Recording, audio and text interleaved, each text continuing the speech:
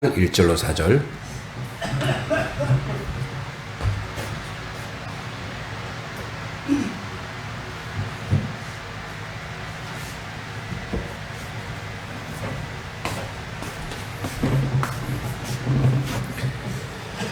자, 같이 한번 4절이니까 같이 한번 읽어보겠습니다. 시작. 환상의 골짜기에 가는 경고라. 내가 지붕에 올라가면 어찌함인고. 소란하며 떠들던 성, 즐거워하던 고울이여. 너의 죽임을 당하던 자들은 칼에 죽는 것도 아니요 전쟁에 사망한 것도 아니라 너의 가는들도 다 함께 도망하였다가 활을 버리고 결박을 당하였고 너의 멀리 도망한 자들도 발견되어 다 함께 결박을 당하였도다. 그러므로 내가 말하노니 돌이켜 나를 보지 말지어다. 나는 슬피 통곡하겠노라. 내 딸 백성이 패망하였으므로 말미암아 나를 위로하려고 힘쓰지 말지니라. 아멘. 네, 오늘 말씀은 또 이것도 유다에 대한 이사야의 또 경고의 말씀입니다. 그래서 그 환상의 골짜기에 관한 경고라 이렇게 되어 있는데, 내가 지붕에 올라가면 어쩌며, 이 환상의 골짜기는 예루살렘을 비유적으로 표현한 도시의 운명이 결정되는 중요한 의미입니다. 여기 이제 지붕에 올라가면 어쩌며, 옛날에는 이 지붕은 이제 우리처럼 이렇게 지붕이 세모로 안 돼 있죠. 거기는 지붕이 이렇게 옆으로 돼 있어요. 이제 양옥집처럼 옆으로. 그래서 지붕과 지붕으로 막 갈 수 있고, 또 이제 지붕 위에서 하는 일이 많죠. 지붕 위에다가 또 목욕탕도 해놓을 수도 있고, 모리처럼 뭐 건조도 할 수 있고, 여러 가지 이제 기능이 많아요. 그리고 지붕, 우리 이제 성경에 나왔듯이 지붕을 걷어내고 왜 이제 중풍병자를 내린 것처럼 지붕을 이제 오픈 그런 형인데, 근데 이 높은 지붕에 올라가서 사람들은 이제 도시 지붕에 올라가서 기도를 했어요. 그래서 도시의 안녕을 원하는 기도도 하고, 또 적이 공격에 대비해서 이제 막루 역할도 이 지붕이 했단 말이에요. 그래서 이 환상의 골짜기, 또는 이걸 다른 표현은 묵시의 골짜기인데, 그러니까 지붕에 올라갈 필요가 없어, 이런 얘기입니다. 거기서 볼 필요가 없어, 이런 얘기입니다. 그래서 소란하며 떠들던 성, 즐거워하던 고울이여, 너희의 죽임을 당하는 자들은 칼에 죽은 것도 아니요 전쟁에 사망한 것도 아니라. 그러니까 이제 예루살렘이 소란하고 소동하는 성읍으로 묘사가 되는 거예요. 이 도시 사람들이 이 사람들이 소란하고 떠들던 성 두 개, 소란하고 떠들던 성, 즐거워하던 고울이요. 자, 소란하며 떠들던 성, 즐거워하는 고울이요. 그러니까 흥성스러운 거예요. 너무너무 축제가 넘치는 그런 고울이요. 그러니까 뭐뭐 하던, 떠들던, 그 다 뭐예요? 던. 뭐뭐 하던, 이거 뭐예요? 과거형이란 말이에요. 그러니까 뭐뭐 하던 곳, 좋았던 곳, 행복했던 곳, 옛날 행복했었는데, 이런 거예요. 자, 그런 고울인데, 이제 너의 죽임을 당한 자들은 칼에 죽은 것도, 칼이 아니고 전쟁에 사는 것도 아니라. 그러니까 이렇게 했는데, 지금은 이제 옛날에는 즐거운 곳이었어요. 즐겁고 행복한 것이었어요. 근데 이제 너희들이 지금 죽는 건데, 너희들의 사망의 원인이 뭐냐? 사망의 원인이 원래 죽음, 칼에 죽거나, 그죠? 칼에 죽거나 전쟁에 죽어야 돼요. 칼과 전쟁으로 너희가 죽어야 된단 말이에요. 근데 그것 때문에 멸망한 게 아니라는 거예요. 이게 뭐냐면 이런 말이에요. 이게 외부의 침입으로 망한 게 아니라 이거예요. 그래서 항상 그렇잖아요. 신라도 내부의 적 때문에 망한 거죠. 외부의 적 때문에. 고구려도 뭐 내부에 분란이 일어난 거예요. 그죠? 백제도 내부에 마찬가지죠. 모든 나라는 외부의 원인이 외부에 있는 것이 아니라 내부가 싸우면 그럼 어떻게 해요? 외부가 약해지는 거예요. 그래서 지는 거예요. 그래서 우리가 뭐 시참발로도 평소에도 그런 얘기 하잖아요. 자기를 지키면, 그죠? 자기를 지키면. 그래서 수신제가하면, 치국 평천하라. 뭐 공자의 말씀도 그래요. 수신, 자기 몸을 닦으면, 치국. 그러면 나라가 태평해지는다 이거예요. 왕이 먼저 자기를 잘 닦아야 돼. 그래야 바깥을 잘 정비할 수 있어요. 그래서 뭐냐면, 아내가 중요해요. 우리 가정, 교회. 그러니까 교회 성도들이 바깥에 가갖고 사고 치는 거는 뭐예요? 교회 안에서? 교회 안에서 목사가 제대로 못 가르친 거예요. 그러니까 뭐예요? 우리도 그랬죠. 옛날에도, 가정교육 하잖아요. 이게 되게, 무슨 말이야. 이게 되게 꼰대처럼 들리는 말이긴 하지만, 근데 그게 진리예요. 어쩔 수가 없어. 왜냐면, 어떤 한 사람을 보면은 그 사람의 모든 성품과 성격과 인격이 다 어디서 나와요? 가정에서 나오는 거예요. 가정에서 나와서, 그래서 뭐예요? 안에서 새는 바가지는 어디서 샌다? 그래, 누가 그러더라고요. 그럼 밖에서 수리하면 된대. 안에는 기술자가 없으니까 밖에 나와서 수리하면 된대. 그런 사람도 있어요. 밖에서 자기 관리를 잘해서 그렇게 할 수 있지만 대개요. 대개 어때요? 대개? 그래서 늘 그런 얘기를 해요. 밖에서 뭔가 잘하면 아버님 함자가 어떻게 되는 거? 이렇게 물어봐요. 그게 저거 하면 안 물어봐. 근데 아버님 한자가 어떤 거, 내가 한 거랑 아버지랑 뭔 상관이 있지? 근데 다 원인이 어디서 있다라는 거예요? 부모로부터, 가정으로부터, 그 환경하고는. 그러니까 이스라엘도 지금 뭐가 문제냐? 자, 그 문제, 내부에 문제가 있대요. 너희 간원들도 다 함께 도망하였다가 화를 부리고 결박당하였고, 너희 멀리 도망한 자들도 발견을 다 함께 결박당하였도다. 뭐예요? 자, 내부가 문제인데 그 내부가 뭐예요? 다 도망했다. 그 도망해서 살 줄 알았더니 다 뭐예요? 도망해서 결박당하더라. 결박당하더라. 그러니까 이제 남유다가 바벨론에 의해서 포로되고 망하잖아요. 근데 망한 이유가 뭐냐? 먼저는 하나님을 섬기지 않았고 내부에 분란이 있었고 자기들이 우리 하박국서 봤지만 자기들이 타락했고 자기들이 하나님 앞에 온전히 서지 못했고 그런 거예요. 여러분 어떤 환란이 있어도 어떤 어려움이 있어도 태풍이 오고 비바람이 몰아쳐도 반석 위에 자기 몸을 탁 묶으면 흔들리지 않는 거예요. 그러니까 바람은 불죠. 바람 불고 태풍은 불어요. 그러나 거기 있으면 어떻게 돼요? 거기 있으면 안전한 거예요. 예수 안에 있으면 어떤 경우든 우리가 안전할 줄 믿습니다. 그러니까 주님을 붙잡아요. 주님, 그러니까 영원하신 그분을 붙잡아야 태풍이 불 수도 있죠. 어려움이 있을 수도 있어요. 그러나 안전한 거예요. 펭귄들이 그래요. 펭귄들이요.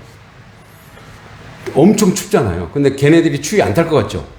걔네들도 얼어서 죽는데요. 근데 어떻게 얼어 죽냐면 펭귄들이 이게 뭐 이렇게 팔을 막 벌리고 하지. 이렇게 들어잖아요. 이렇게 해서 같이 모여 있는 거예요. 모여 있다가 앞뒤를 바꿔준대요. 이렇게. 예? 그래서 뭐예요? 교대하면서 바꿔주는 거예요. 근데 떨어져 있으면 어떻게 돼요? 죽는 거예요. 뭐 맹수에게도 죽기도 하고 떨어져서 얼어서 죽는다는 거예요. 그러니까 마찬가지죠. 우리 여러분 그 갈매기들이 뭐 수천 킬로를 날잖아요. 제가 우즈벡까지가 몇 킬로였냐면 거의 한 2,400킬로 돼요. 2,400킬로. 그러니까 서울 부산을 한 9번 10번 다니는 거죠. 2,400킬로. 근데 그 많은 그거보다 더 많은 거를 이 갈매기들이 난대요. 여러분 근데 갈매기들 날 때 뭐 어떤 소리 지르는 거 아시죠? 그거로 해서 그 책 공허라는 책도 나왔는데 제일 앞에 있는 갈매기가 대장이 아니에요. 교대하는 거예요. 왜냐면 바람을 맞거든. 그 바람이 흘러감에 따라서 뒤에 쓰지 않고 요 옆에 이 갈매기들이 이렇게 쓰죠. 이렇게 사기친처럼 이렇게 쓰죠. 여기 바람이 이렇게 이렇게 흘러 막아준다는 거예요. 요 뒤에 쓰는 게 아니라 요 뒤에 이렇게 막아준다는 거예요. 그래서 뒤에 있는 갈매기들이 바람의 영향을, 왜냐하면 앞에서 바람을 딱 막으면 바람이 갈라지잖아요. 그래서 바람이 갈라지는 그 틈을 타서, 그 갈라진 틈을 타서 이렇게 쭉 날아간다는 거예요. 그러니까 뭐예요? 이제 앞에 있는, 그래서 뒤에서 끽끽 이게 힘내라는 뜻이래요. 화이팅! 이런 뜻이라는 거예요. 그러니까 뭐냐면 그 어디 안에 붙어 있어야 돼요. 그죠? 그 안에 붙어 있어야지 안전한 거예요. 근데 보세요. 똘똘 흩어지는 거예요. 다 도망가는 거예요. 그 뭉쳐야 사는데 다 흩어지고 도망가는 거. 그래서 결국은 너희들이 왜 사망하냐면 칼과 저 외적들 때문이 아니라는 거예요. 그러므로 내가 말하노니 돌이켜 나를 보지 말지어다. 나는 슬피 통곡하겠노라. 내 딸 백성이 패망하였으므로 말미암아 나를 위로하려고 힘쓰지 말지니라. 그러니까 뭐냐? 지금 할 수 있는 거 이거 뭐밖에 없다. 지금 할 수 있는 이런 상황에서는 이사야 갈 수밖에 없는 것은 내가 하나님 앞에 통곡하는 것 외에 다른 게 없다는 거예요. 네, 울음. 아니 우리가 운다고 뭐 해결돼? 뭐 다른 걸 해야지. 뭐 울고 있으면 뭐가 돼? 자, 여기서 통곡은요. 사람 앞에 하는 울음이 아니에요. 여러분 사실은 하나님이 우리에게 어떤 감정을 주셨는데 이 감정이 우리를 정화시키고 그죠? 회복하고 그다음에 또 다른 에너지를 줘요. 그래서 이것도 저는 이성만이 아니라 감정도 하나님이 주시는 에너지예요. 그래서 여러분 눈물이 나면 우셔도 돼요. 근데 하나님 앞에서 웃어요. 최고의 기도는 제가 보니까 통곡인 것 같아. 통곡. 네. 엉엉 목 놓아서 하나님 앞에서 울 때. 네. 저도 그럴 때가 있긴 있었을 것 같은데.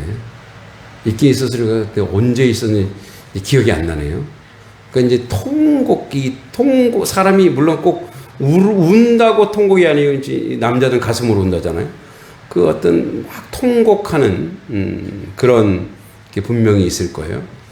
군대에서 하나님을 처음 만났을 때 나의 잘못과 아픔 때문에 통곡하기도 했는데 이 통곡이라고 하는 것은 그 울림이라고 하는 것은 다윗도 그랬고 모든 선지자들이 그랬지만 자기를 위해서 우는 게 아니잖아요. 이 백성, 이 나라. 그래서 예수님도 가상칠언에 이렇게 얘기해요. 나를 위해 울지 말고 너희의 자녀를 위해서 울어라. 이렇게 얘기해요.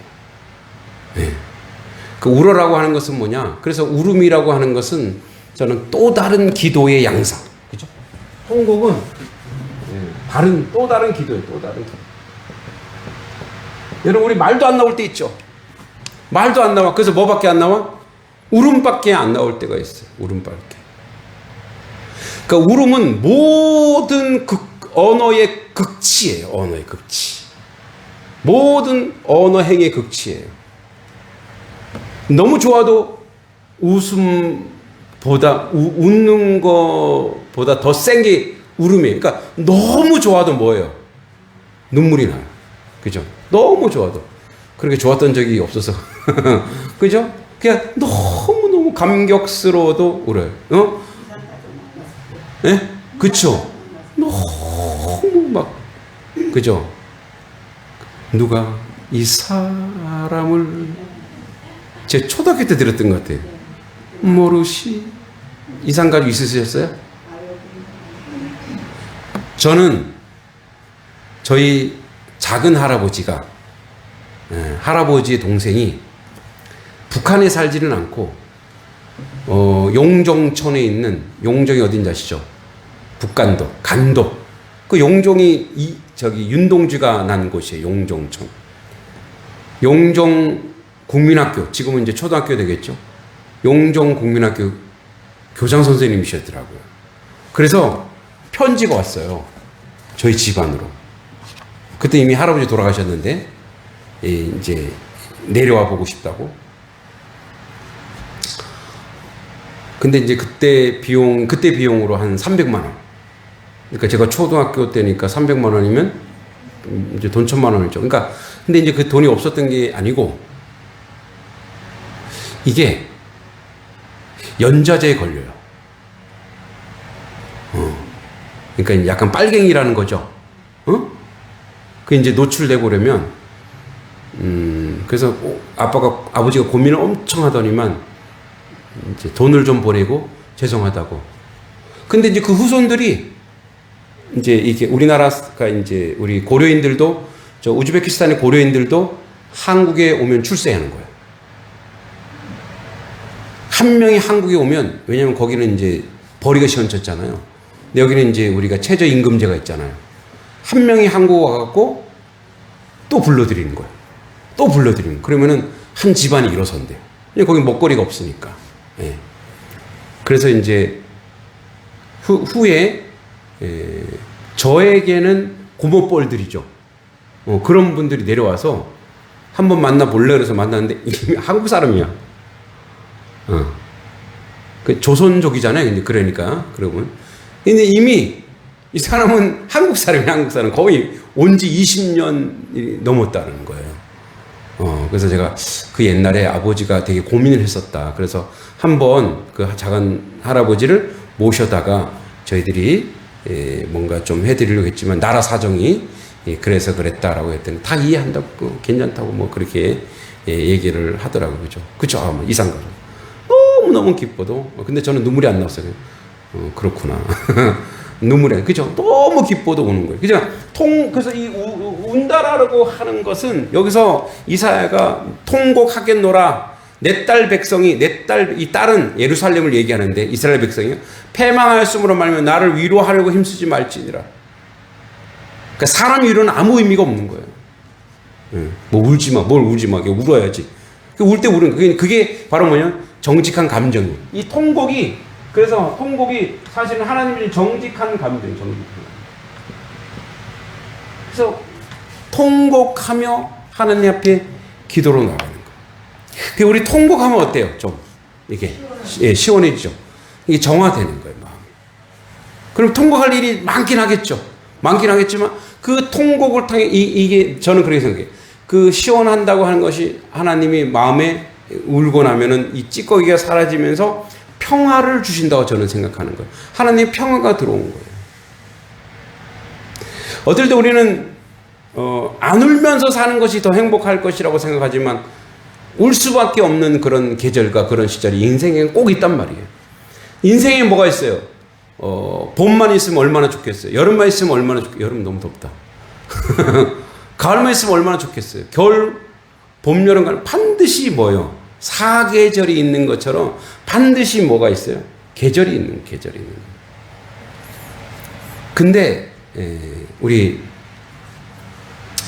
누구죠? 서울대 영문학과 교수이신 선생님이 쓴 시인데 이름을 갑자기 까먹었네. 이제 은퇴하셨고 그분이 19살에 쓴 시가 있대요. 그 19살에 쓴 시가 있는데 이게 영화에도 나왔어요. 그 편지인데 무슨 근데 거기는 이렇게 나오죠. 사랑도 계절이 있을 것이다. 그 사랑도 봄이 있고 여름이 있고 가을, 겨울이 있을 것이다. 그죠? 근데 그때에 나는 나의 자세를 기억할 것이다. 봄, 여름, 가을, 겨울이 있을 수 있다 이거예요. 근데 그때 나는 어떤 자세로 살아갈 거냐 이게 중요해요. 우리는 통곡할 때도 있고 웃을 때도 있어요. 그때 우리의 자세가 뭐냐는 우리의 자세. 그러니까 이 이사야가 이스라엘 백성이 통곡하는 것은 인생이 위로할 수 없어요. 인생이 뭔가 힘을 줄 수 없어요. 그래서 저는 통곡이 하나님과 사람을 연결시켜주는 힘이고 에너지고 응원인 거예요. 울고 통곡하고 나면 그 다음에 뭐예요? 그 다음에 하나님의 음성이 들려요. 우리는 통곡하고 아유 시원하다 그리고 그냥 끝나지만 이제 뭐 다음 주에 하겠지만 엘리야도 그랬고 울고 나면 통곡하고 나면 왜냐하면 여러분 통곡은 울면 자기 모든 문제를 다 하나님 앞에 쏟아내는 거거든요. 다 쏟아 이렇게 딱 씻기면 그제서야 하나님의 음성이 들린다고. 다 씻고 나면 그때 하나님의 세미한 음성이 들려요. 하나님의 위로의 음성이 들려요. 하나님의 은혜의 음성이 들려요. 그래서 지금 너희가 이런 상황, 너희 스스로 막 도망하고 너희만 살겠다고 애쓰는 그 모든 것 가운데 하나님이 개입하셔서 우리를 울게 하시고 우리를 치료하시고 우리를 회복하여 주실 줄 믿습니다. 지금 울 수밖에 없는 상황에 있는 분들도 있을 것이고 앞으로도 그런 날이 올 수 있어요. 근데 그때 하나님 앞에 잠잠히 나가십시오. 세상 사람들한테 이거 어떻게 하지? 어떻게 해결해봐? 그렇게 하지 마시고 하나님 앞에 나아가세요. 그리고 하나님 앞에 통곡하세요. 부끄러운 거 아닙니다. 그러면 하나님이 그 세미한 음성으로 말씀하실 거예요. 사랑한다 내 아들아, 사랑한다 내 딸아. 저에게 하나님이 그런 날을 주신 적이 있어요. 마무리하면서 저는 20대 때 정말 정의가 뭔지 생각하면서 데모하고 돌아다녔어요. 뭐 돌아다닌 것도 아니죠. 맨날 뭐 붙잡히고. 근데 너무 서러운 거예요. 내 어떤 동기 놈들은 잘 먹고 잘 사는 것 같고 이 어려운 이 세상에 대해서 그냥 공부만 하고 자기들은 우리는 공부가 뭐 저항하는 거야. 있다고 이상한 소리만 하고 앉았고. 근데 하나님 왜 나만 이렇게 우리만 이렇게 살아야 됩니까 하나님? 하고 진짜 하나님에 막 이렇게 통곡하고 울었던 제 기억이 나요. 근데 거기 교회에 못 들어가고 성당에 들어가서 막 그러니까 또 이제 신부님이 와갖고 뭐 이제 그거 있잖아요. 고해성사. 아유 그 필요 없다. 난 개신교 신자라고 저리 가라고. 난 하느님 앞에서 운다고.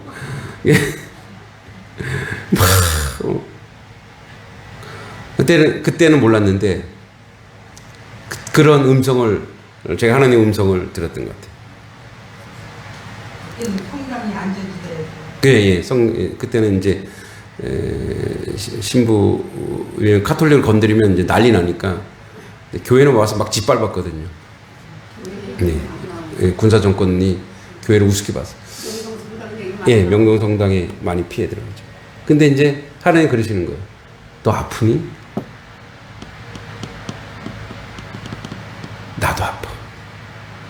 나도 고통스럽고 나도 힘들다.